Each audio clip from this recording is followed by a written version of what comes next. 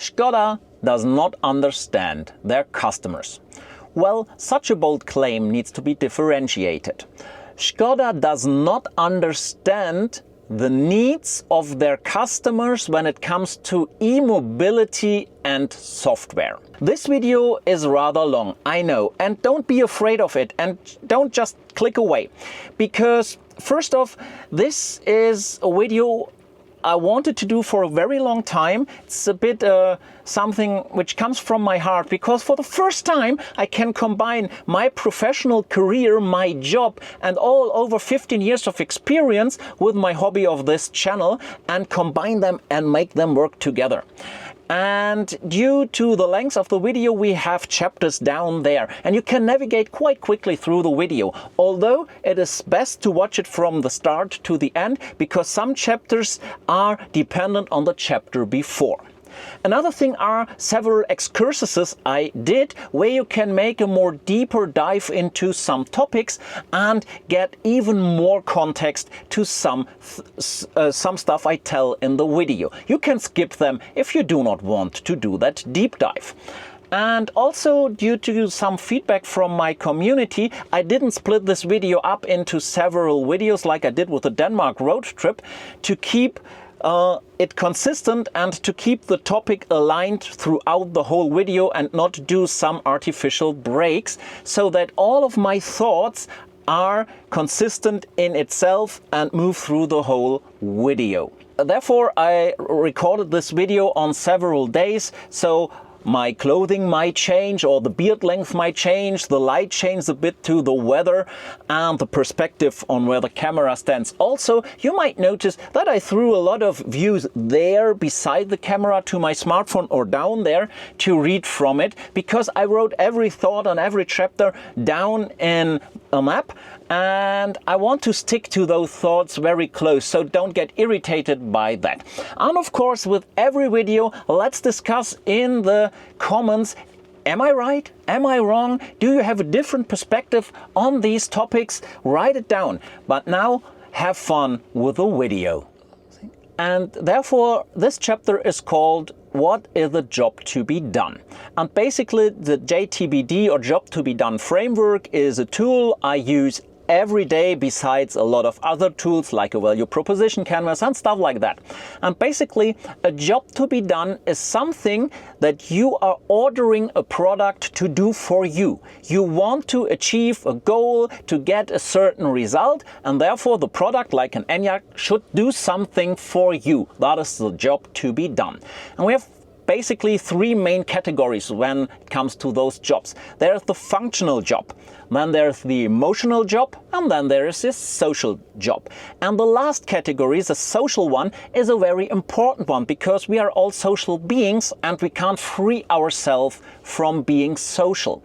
So if we look at this, then a job to be done is very easy to tell, but not easy to put into a product, at least from my perspective. And you will always have issues and flaws. You will never have a perfect journey. And these issues and flaws could be pains when your job to be done is ordered at a product and you want reliefs for those pains you experience when the job is being done. Also, you think of certain gains you get, and you want that the product you have emphasizes on those gains, help you to get those gains. And now let's go over an example with the existing ENYAQ. A functional job to be done of the ENYAQ is simply driving from your start to your destination. That's a functional job the car has to do, like every other car. Or to be emission-free on a local basis, so there is nothing coming out of the exhaust because simply you don't have one. Or to have a large enough trunk for your family of 5. That's functional jobs. Now let's put the emotional jobs into it. An emotional job could be that you say, I want to drive safe and sound. It should be much more comfortable than whatsoever. And this is only for you. Somebody might find the ENYAQ is way too comfortable, and another one might find it's way too sporty. So these are emotional jobs to be done. Or you want to feel cozy in the interior. You want to have that roomy feeling in the interior. This is all pure emotional stuff. Or You want to have a good feeling that you are on a modern software or on a modern technology way, like with an EV. And then there's the social component, the social jobs to be done, because we are social beings. And social jobs are often comparison jobs to something else. Like, for example, a social job is to tell your colleague at work, I'm a very ecological guy, I have a photovoltaic on my roof and I charge my car with that. And you're still driving your old diesel car, right? This would be a social job. In the end, it's also an emotional job, makes you feel better whatsoever. Or just saying at your family dinner, well, basically my ENYAQ is much better than your ID4, to your sister who drives an ID4, for example. So social jobs. And the more a product helps you to achieve your specific jobs to be done, to relieve your pains along the journey and to empathize and create your gains, the more you will like it, the more you will recommend it. And you will always do, conscious and unconscious, ask yourself, does the product I'm using, so basically here the ENYAQ, still do that for me, or is it time to switch the product? Why is that important? Why are you talking about that? Well, basically, where the functional differentiation of a car ends, and within an EV it ends very fast, the emotional and social jobs are getting way more weight and importance than the functional ones. And a new study, linked down below, I found basically says within an EV, or with the EVs, the social jobs to be done, or the social aspects, are the most important ones. So what the study basically says is, if the reason why someone decided for a specific EV or a model highly depends on the opinion and meanings of their friends, family, and of society, their colleagues and stuff. So the social aspects. And now it is important that we separate the ENYAQ into two parts. On one side we have the classic automotive construction and manufacturing, and on the other side we have the modern world of software. And when we first look at those classic automotive stuff, the ENYAQ is a really solid and good car. It triggers a lot of functional, social and emotional jobs to be done. And a lot of customers are buying the ENYAQ therefore. Like, for example, the cozy interior, the roomy feeling. If you like the Skoda design language, you will like the ENYAQ because it looks like a Skoda should look like. A lot of people would say the price value of a Skoda is a quite good one. So all traditional automotive, very well at Skoda. But it gets a whole different story if we look at the other part of modern software. Because as soon as it gets to software in those social discussions, ENYAQ drivers become quiet. ENYAQ drivers don't say much. Or if they say something, they would rather say that the software is not so good, that the software is worse, that they have problems with the software. But why is it like this? So a lot of Tesla or BMW drivers will talk about their software quite happily, and under a social point of view will tell you that they like it. But is the software really that worth that no ENYAQ driver will talk positive about it? If you ask me, I would say not really. The software is usable. It's not that bad at all. It serves its functional jobs in a very rudimentary way, but it does that. But it does not exceed over the functional jobs. It will never serve in its current state any emotional or social jobs to be done. A lot of people complain about the software, and when they complain, they merely complain about emotional and social stuff. Not the functional stuff, but also functional stuff. Don't get me wrong. And even compared to the ENYAQ itself, the software falls way behind in quality and functionality to the rest of the car. Am I the only one thinking like this? No, basically not. There was a EV satisfaction study done by EXCURSE, a German company which did that since several years. And thanks to Dr. Axel Sprenger, their CEO, I was able to get the data for Skoda. And there's one main question in this study where they ask, what is the most important thing to improve in the car? 12 categories were available, and on top position with 77% of all of the Skoda ENYAQ drivers they ask it was software. And this is 40% worse than the rest of the study. On place 2, second place is charging power with 58%. Basically, I guess they mean charging speed, so how fast can you charge up from 10 to 80 or something like that. And on the third position is the Connect app, so the My Skoda app with 55% of mentions. And now let's dive into the question, why is it that people, 77% in this study, say that the software is the most important thing to fix? But why is it? Why is it that we see the software in the ENYAQ like this? And here something comes into play which is hugely important. This is your feedback and your emails. This is highly appreciated because this gives me a really wide view on the whole ENYAQ and makes videos like this even possible, because now I have the feeling to talk for a community instead of only for myself. And I hope I speak for you as well here. And basically, why is it that we look at the software like this? Well, the software is not relieving our pains, more likely emphasize on our pains, make them even stronger, and not creating any gains, but instead killing those gains we could have had but we don't have. This is basically the quintessence of the feedback. Well, if you look at the software in an EV from a social aspect, from a social perspective, the bus has already departed and the driver is Tesla. No other one is in this bus, and if you're in the bus, at least if you're Skoda, you're sitting way behind. And this is because Tesla was the first with the EVs. Tesla does a really good amount of marketing and brings everything really well into place into the market.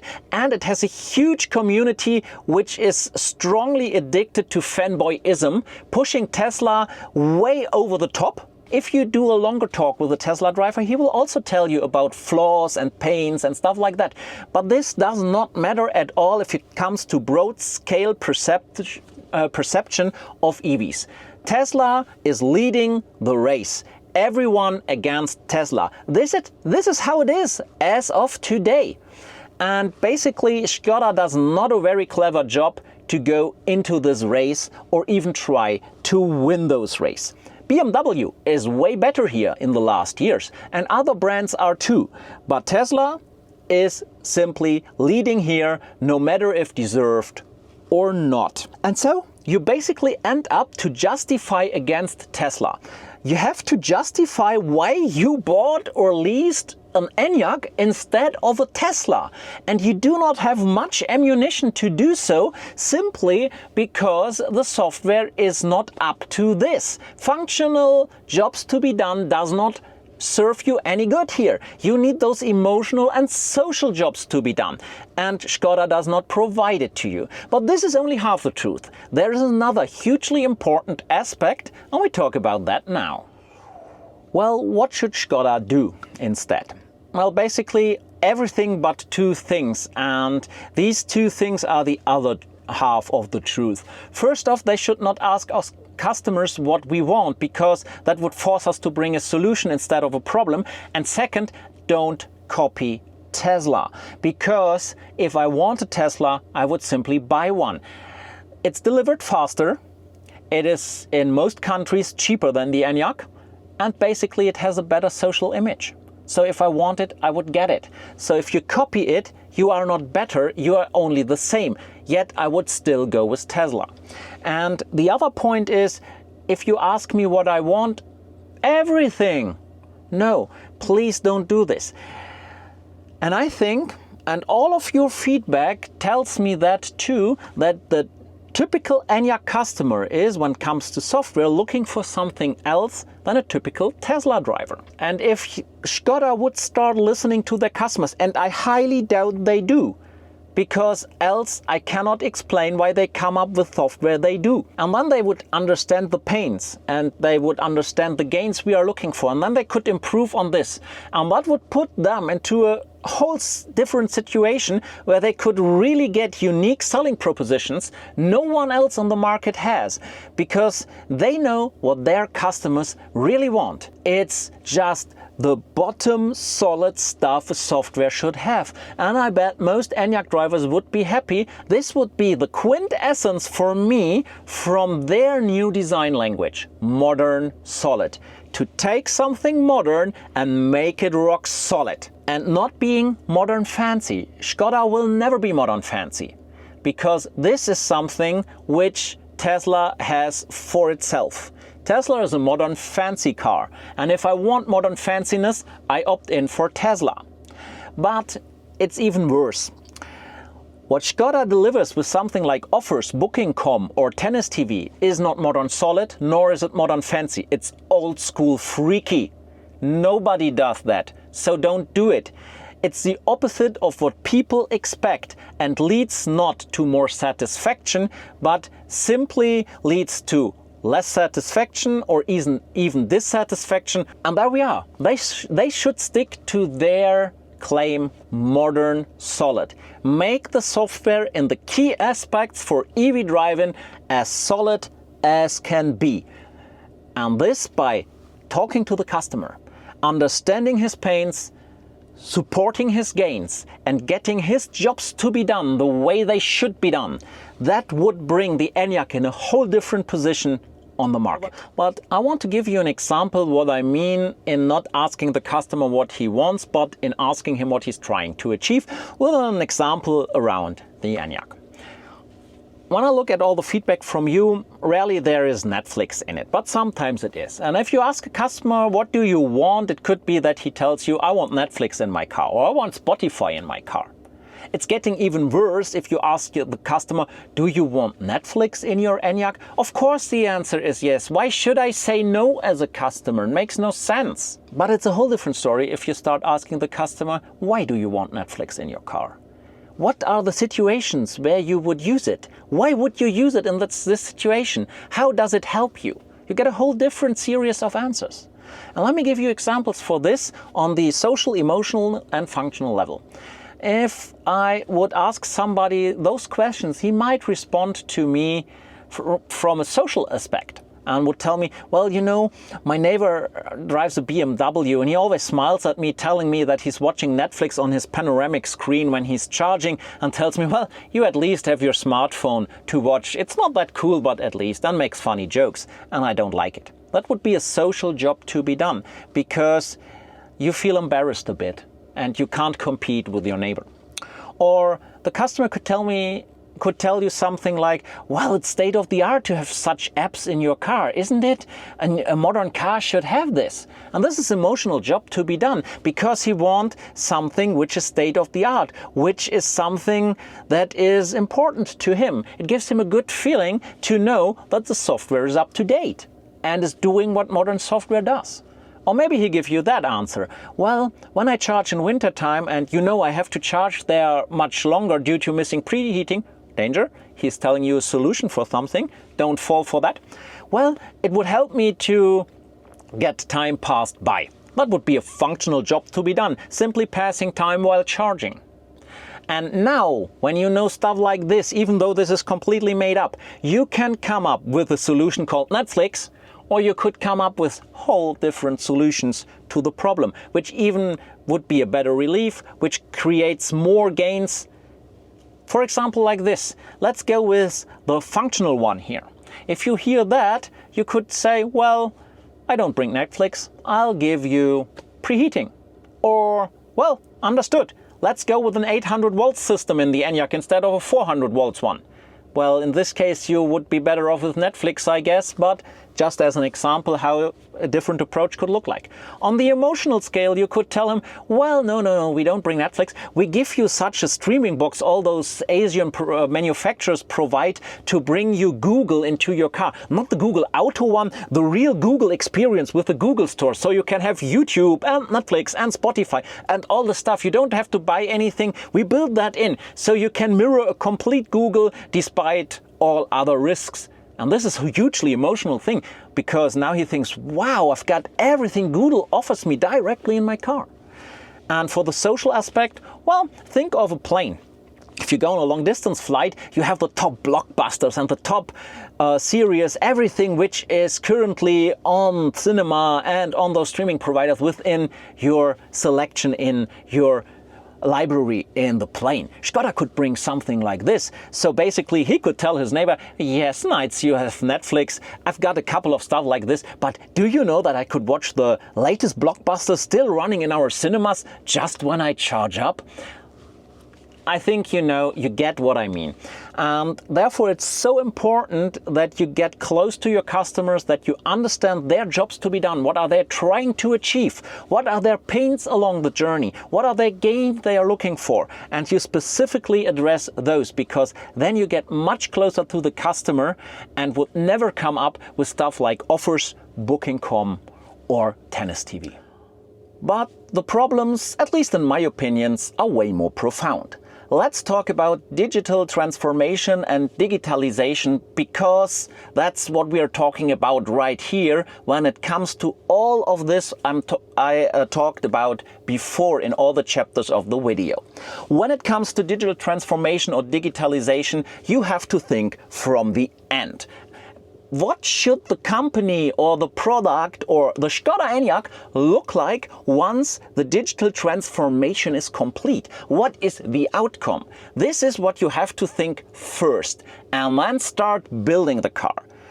Putting software into a car is not digitalization. And now we are approaching the crux of the matter, the real problem which lies underneath, at least from my point of view. The whole thing is not a software problem, but primarily a hardware and architecture problem. In my view, it's way deeper than infotainment hardware, because as you know, the second generation of the ENYAQ, the model year 24 and ongoing, has new hardware, but still it has problems when it comes to digital transformation. That is exactly the difference to companies like Tesla or Rivian or NIO, you name it. Those who started out as a software company building the car around the software. In those companies like Tesla or Rivian, the software leads as a manufacturer and the hardware follows as a supplier. At Volkswagen, it's the other way around. CARIAD is simply one of the hundreds of suppliers, although it's their company, but that doesn't matter, for the car. Like Continental or Bosch. Therefore, the problem also lies in the platform, in the MEB platform, because it will hardly be possible to fix it to make the MEB platform another better platform. They have to build it from ground up. This is where the SSP platform, which should come at the end of the decade, comes into play, or even other. But this leads too far away from this video. One thing that doesn't work, and we see it in the ENYAQs, especially in the first generation ENYAQs, is to think that software can standardize non-uniform hardware and dozens of control units with different protocols into one piece of software. This is a task which is hardly doable. And they failed on this, as you see in the software in the car. When we talk about digital transformation, it should be the other way around. The software is leading and the car is following. Let's do another excursus. SDV, or Software Defined Vehicle. Everyone is talking about it, but nobody can really tell you what a software defined vehicle is or would look like. Not even the industry itself, because there is no definition of it. So for everyone, SDVs are different. But what is a software-defined vehicle? Well, it's easy to say that the software is in charge here, as I did it, and the hardware needs to follow, but this is way too short thinking. So instead of this, we should start to think in maturity levels as we do with autonomous driving. The SAE, the Society of Automotive Engineers, defined 5 levels for autonomous driving. I'm pretty sure you know them.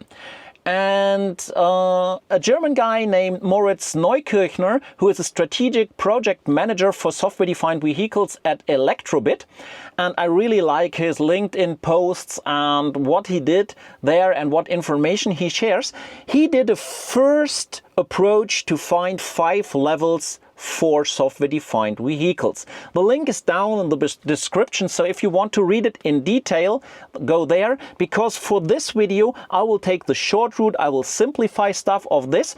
But now let's look at those 5 levels and where the ENYAQ fits in. First, we start off with SDV level 0, software enabled. In this level, the software is needed so that the things are working, but the software is not defining the function.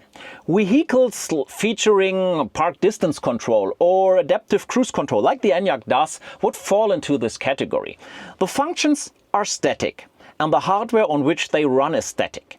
Basically an OEM, so the manufacturer like Skoda, could buy them as a complete hardware box with everything you need to implement this in the car. And now let's dig into 4 separate categories. I'll do this on every level. The customer experience, the architecture behind it, the business model the OEM or manufacturer needs to implement for that, and where the ENYAQ fits in. First off, the customer experience on level 0 is you don't have any over-the-air functionality. Functions are there, you don't even barely think about them, they simply work. From an architectural level of the car, you have a lot of standalone ECUs, so control units, and some network communication within the vehicle like CAN bus. From a business perspective, it's quite easy for the manufacturers. This is all in the purchase price. Does the ENYAQ fit in? Of course, the ENYAQ is on level 0, because, to be honest, level 0 is out there for over a decade. Let's step 1 level up. Software-defined vehicle level 1, the connected vehicle. But this is not software-defined, because you keep a static software on a static hardware, but you connect it to the internet, to some dynamic IT infrastructure behind. So the vehicle is able to retrieve real-time traffic information, for example. Or you could connect your smartphone with your vehicle so that you can make use of screen mirroring. Or you have the companion app from the manufacturer of the car, like we have, the My Skoda app, and can trigger some remote features like turn on the AC. And on this level, you often get cars with a sophisticated infotainment system with some degree of touch control, like we have in the ENYAQ, the big display in front. The customer experience is the car is online, it is shown to the customer with the 4G icon and the globe. You can make use of Android Auto or Apple CarPlay. You can use the My Skoda app. The architecture below changes a bit. Now you have a central control unit. In the ENYAQ, it's the iCars 1 and the iCar 3, the in-car application servers, and a lot of static control units. Those are not updatable, those are static. Business model behind this is the purchase price of the car and some subscription, like we have in the ENYAQ. The connectivity services, more often you get them 1 or 3 years for free.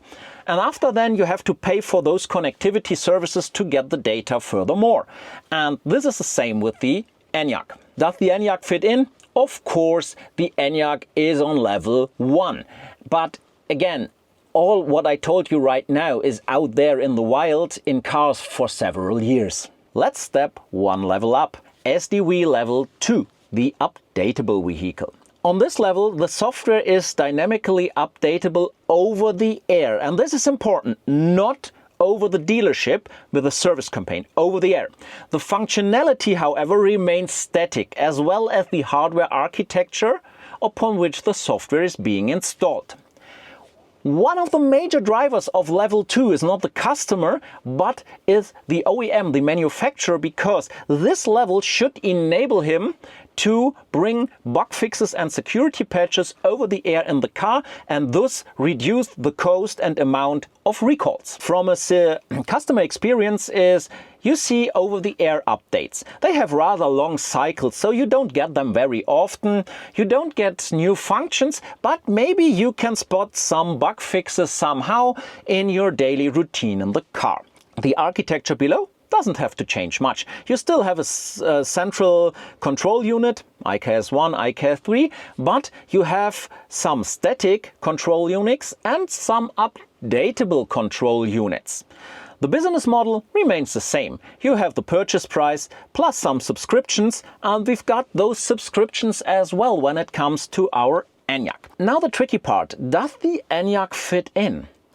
Yes, partly. The ENYAQ is partly on level 2, but it is not complete level 2 because until now it is not over-the-air updatable. All major software updates of every ENYAQ out there was done at the dealership. So basically their level 2 is not met, but yes, we get bug fixes, we get security patches, and we get navigation and stuff like that updated. So the ENYAQ is somewhere in between. Now let's move on to SDV level 3, the upgradable vehicle. This is the first step where we move really towards a software-defined vehicle. So the main goal of level 3 is to provide new functionality, new functions to a vehicle already out on the road, already been sold, so that a manufacturer can increase the value of the car after the selling. Such function upgrades are bound to a specific vehicle generation on level 3 or even to specific control unit configurations. From a customer experience point, you get new functions in your already purchased car via over the air. Again, it needs to be over the air to be on that level. But this is bound to a specific generation or specific hardware. There are two major examples of the ENYAQ where we see this effect. ENYAQs with software version 2 who got upgraded to software version 3 did not get traction mode because this control unit was not upgradable in these old cars, so they don't get that functionality. Or a more prominent example is the software version 4, which only runs on ENYAQs of the second generation, is not compatible to software version 3 on the first generation ENYAQs. We've got a major change in the architecture when we move to level 3, because now we get a zonal architecture like Rivian did. They have 3 zones within the car and a massive reduce of control units. Rivian only got 7 control units in the whole car. So we've got a major change in the architecture. The ENYAQ does not have a zonal architecture. The architecture of the ENYAQ is on level 2.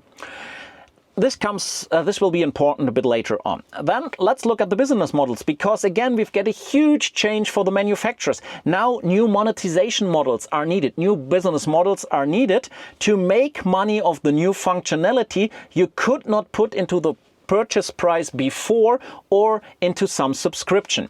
And Skoda and Volkswagen has a hard time on this. See, the in-car shop is a failure in my opinion. Nobody buys this stuff. And something like the Offers app is again a try of such a new business model, but it's a rather clumsy and bad one, where they get money from those who make advertising and give you coupons in the app. So if we look at the ENYAQ is not on level 3 because it's not over the air updatable and it does not have the right architecture, although Skoda is able to provide new functionality, but only via a service campaign. Like you got the consumption display in your cockpit, but this is on a rather low-end level when it comes to functionality. Now it gets exciting. Software-defined vehicle level 4, software platform. While on level 3 we accept the binding to a specific version of a software to a specific vehicle or model generation, we will break up with this on level 4. So basically the life cycle of the hardware and the life cycle of the software gets separated. So basically when we do this separation, we are able to bring different and dynamically developed versions of software to changing target hardware on cars over the years when new vehicles are being released. The goal is to roll out new functions to any vehicle in the complete manufacturer's fleet. In this case, the software needs to be developed by the OEM, the manufacturer itself, or it must be contracted to someone by the OEM, but he solely has the control of the software. From a customer perspective, you get new functions in your car, independent from the generation of the car. This is quite convenient spot to be as a customer, because you know, if I buy a car today, I get updates way in the future. The architecture does not have to change much compared to level 3. We've still got the zonal architecture, the reduced amount of control units, but here we need a reduced amount of variance in the hardware. So no more different suppliers for some microprocessors or several control units. You want to keep the different things on the hardware level as low as possible. So basically what happens here is you decouple hardware and software lifecycle. From a business perspective, again, we've got a huge change. Now you need own business cases for the hardware and the software. You've got a decoupling. You need to build business cases for the software itself, maybe even, and for the hardware itself, maybe even in selling them to others. Is the ENYAQ on level 4? No, of course not. It was not even on level 3, so how should it be on level 4? But wait, there's a bit more. Level 4 software platform was the ultimate goal of CARIAD. That's why Volkswagen founded CARIAD first place. They should be the company who brings the Volkswagen OS on the level of a software platform across all their cars and target hardwares. This was what they were aiming for, but they failed. Why did they fail? Because the architecture, the hardware behind it, couldn't stand up to this. CARIAD had to deal with something when we come to this maturity level they were simply not able to do because there was something missing, the architecture. Now let's jump into the last level of this maturity model from Moritz, and this is SDV level 5, the innovation platform. And again, like on level 4 where we broke up something, we do this here again. On level 5 we break up the binding of the software and the development of the software to the OEM or to a contracted supplier. On level 5, we've got an ecosystem where third-party developers could bring in own software and they could use the hardware of the car and also get access to, in a restricted and in a regulatory way, to sensors and stuff like this. So imagine this as your smartphone of today, where you have an app store where you can get third-party stuff. And on this level, some base software might come from the manufacturer. Think iPhone, where Apple provides the OS and then opens it up. Or even think Google and Android, where you solely provide the software on different hardware to different manufacturers. So here we are at the ultimate goal of an open platform. From a user's perspective, this is highly convenient because on a platform like this, the user decides what he wants to install and from whom he wants the service or the software and who he pays for. The base system of the car on this level might come from the manufacturer still. So again, think of the ecosystem of a smartphone. Architecture, you don't have to change much here. You can take the architecture from level 4. On business side, the manufacturer again has to think in new business models because now he needs to make his platform attractive for third-party suppliers. As we know with the App Store on the smartphone, where you can sell your app as a third-party supplier, where you can have in-app purchases, even advertising. You see where this leads. You need a lot of things to think through to make this one happen. Is the ENYAQ on level 5? Of course not. So in a conclusion, the ENYAQ for me is something between level 2 and level 3, but far away from something we can call a software-defined vehicle according to this maturity levels. And what we also see is how hard it is when you've got the old world when it comes to architecture and business models, and how this blocks the new world of software platform and innovation platforms.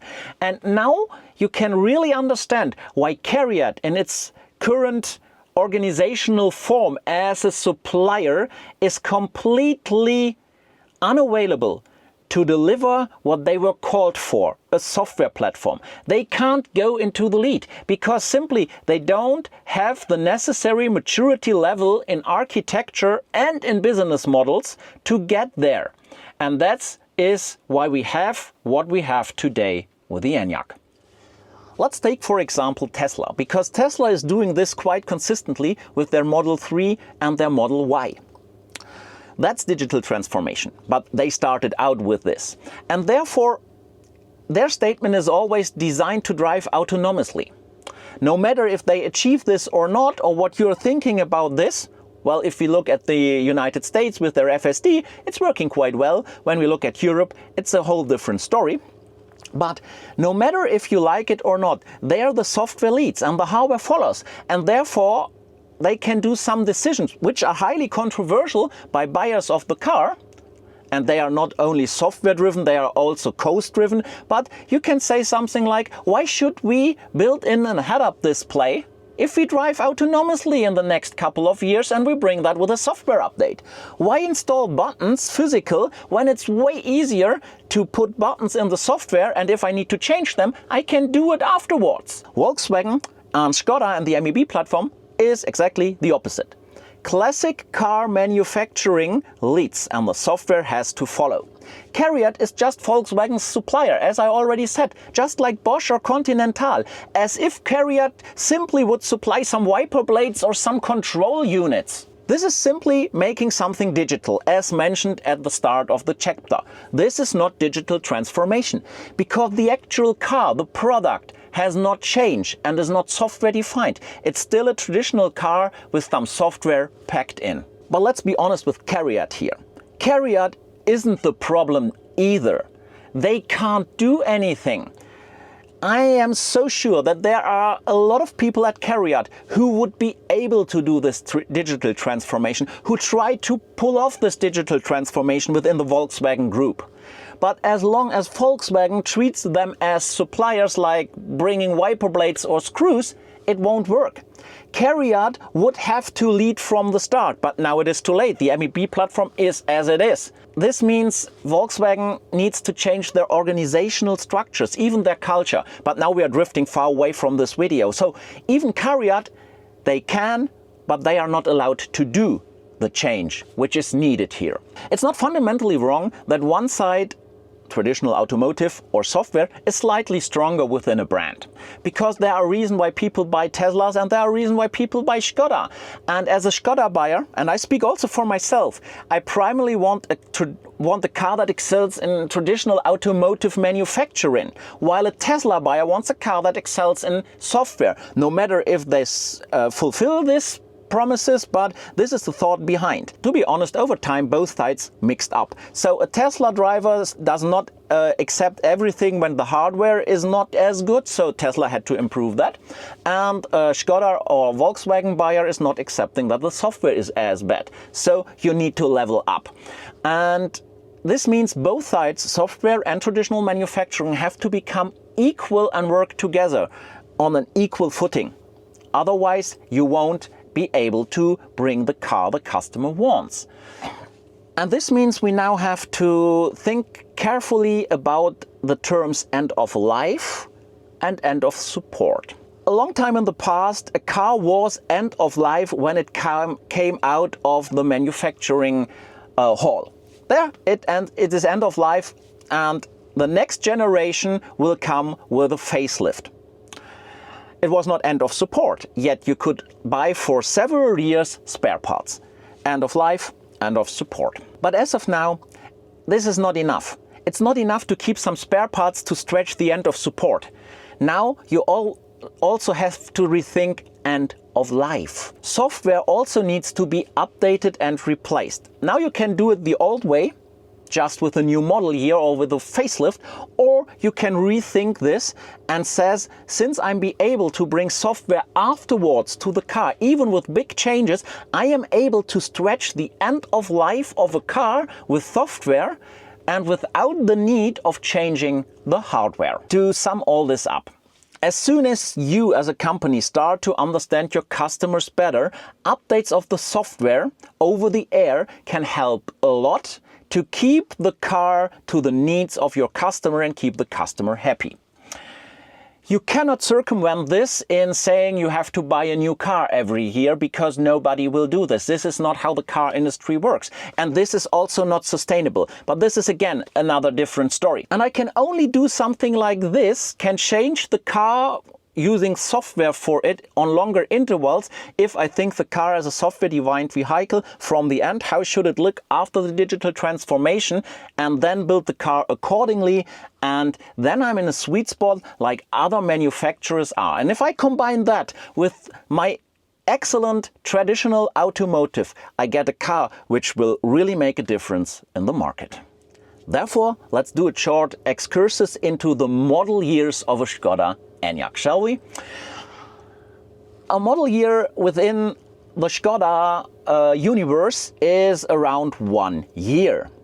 Basically, they bring up after their holidays in August the new model year. So in 2024, in August, they brought the Skoda ENYAQ model year 25. First iteration. And then around 6 months later, they bring the second iteration of the same model year. It's also a 25, and then in 25 in August they bring model year 26. This is basically how it's done. So basically every 6 months there is some kind of new ENYAQ.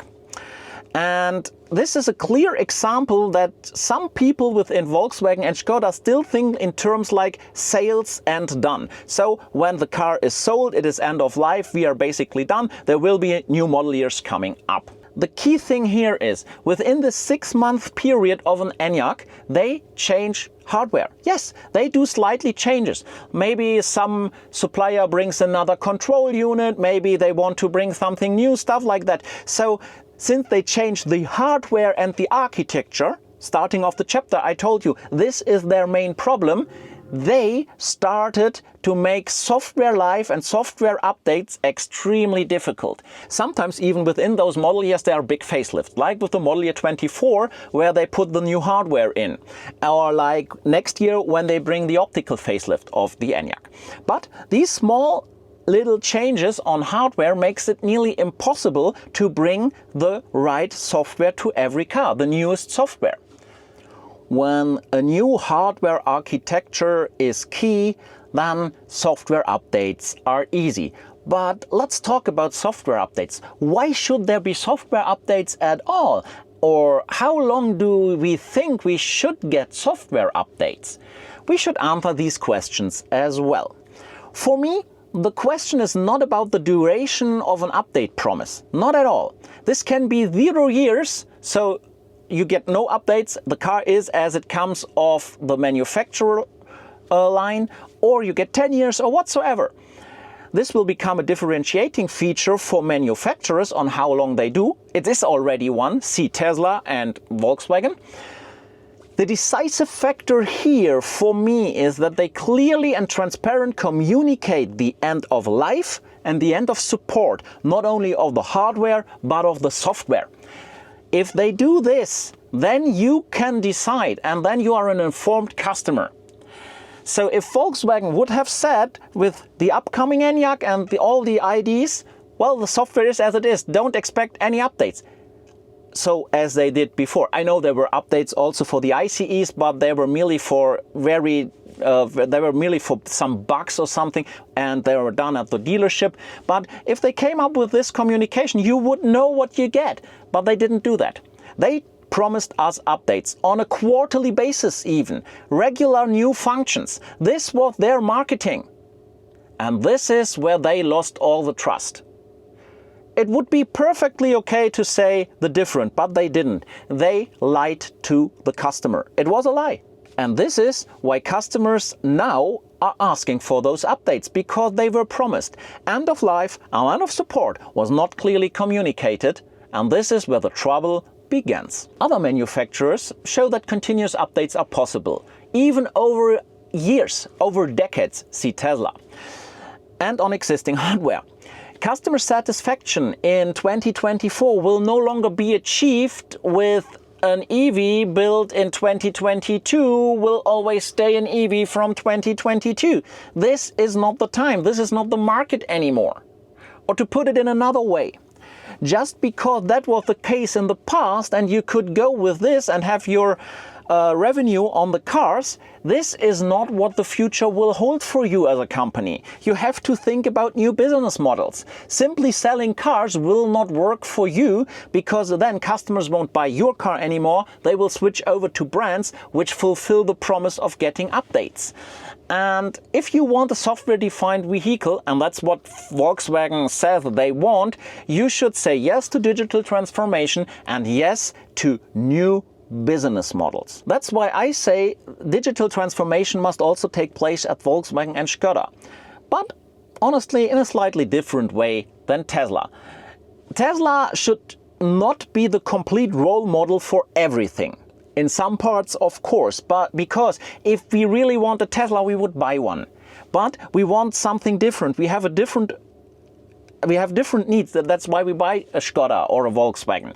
So they should not copy this, but they should learn from it. Nevertheless, the integration of the software must be seamless and future-proof. Also from a point of view, and now it's getting important for me, from a point of view of sustainability. An electric car like the ENYAQ should be driven 10 years or 15 years or even longer, and the hardware provides that. The motor, the battery are capable of doing this. We see this out in the wild with other cars. So the software needs to keep up to this.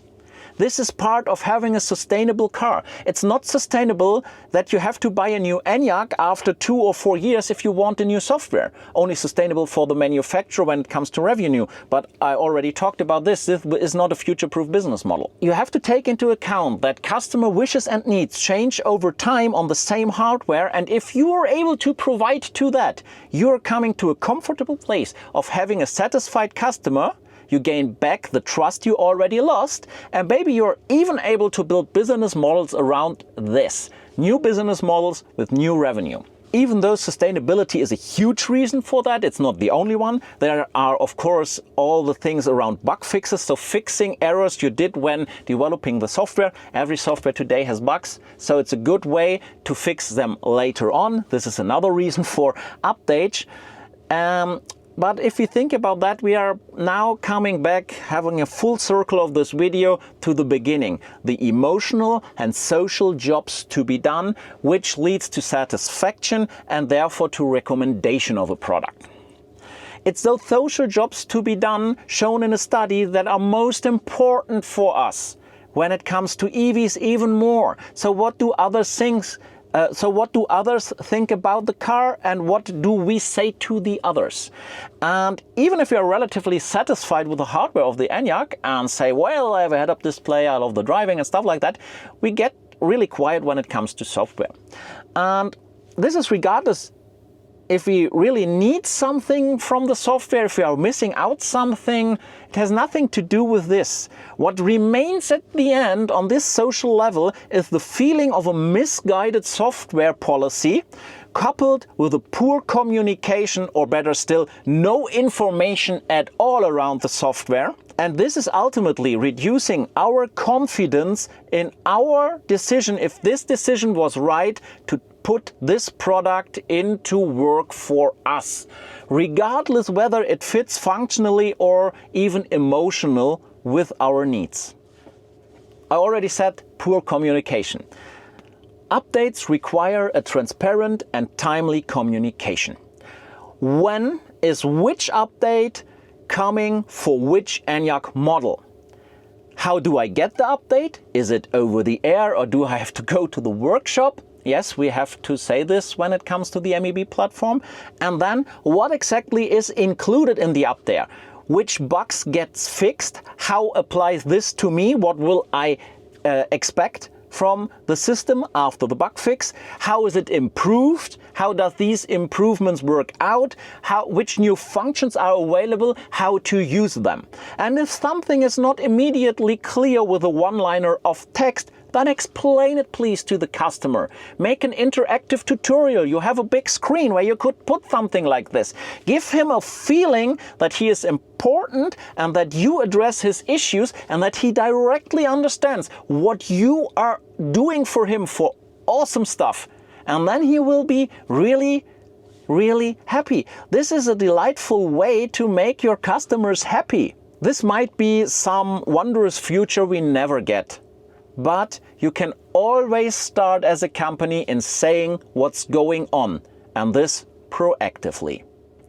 This is not an easy challenge, I know. This is a hard task to do, but this is key for customer satisfaction and customer centricity. And don't deliver such crappy apps, dear Skoda. You gain nothing. And I don't even want to think about the opportunity cost you have with them, whilst you're wasting precious resources, budget and time on developing like Offers app and Booking.com. Others do way better with their resources. And in the ever-changing EV world, with its rapid development cycles, you are running into the problem of getting behind and be left behind when it comes to software. And at some point in the future, all your classic automotive perfection won't rescue you anymore, because you can't keep up the pace with the software. You even can't right now. But what about the future? Yes, now you've got a bit of time to breathe, because others are not better than you. For example, some of those big Chinese companies bringing EVs. But they will learn quick and they will improve quick. And are you up to the race then? I doubt it. And therefore, start being closer to your customers, but not in doing what they want, but in understanding what they are trying to achieve, in relieving their pains and in creating their gains. And then the ENYAQ and all your other EVs will be in a whole different market position than today, and you should not rest on your 300,000 sold ENYAQs, because air will get thinner in the future. And if you liked the video, please give it a thumbs up. Even though I went way out into my professional domain, I hope it was not boring for you. And consider to subscribe to not miss out any new content on the channel. Maybe Skoda will even answer to this video, I don't know. And then we'll see each other in the next one, and until then, stay full of energy.